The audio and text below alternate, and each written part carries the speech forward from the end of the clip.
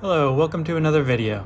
Today we're going into deep space. I'm a huge fan of artists like Paul Shadisson who create scenes of space station ships and architecture on a massive scale. I recently found an add-on called Grid Breaker and I decided to see if I could quickly generate some art that has that same sense of scale. Grid Breaker allows some pretty nice results fairly quickly, but I think to get the higher level of detail that I'm after, it would take a lot more hours than I invested into this particular experiment. In any case, I think it was a relative success and I'm satisfied with the results for how quickly it developed. The workflow for this was to combine the grid I generated with some basic array and curve modifiers. After the blockout, I just added a displacement texture and cycles, and the rest was added later in Photoshop. As always, I hope you enjoy. Don't forget to like, subscribe, hit the bell to stay up to date with what I'm making, and I'll see you in the next one.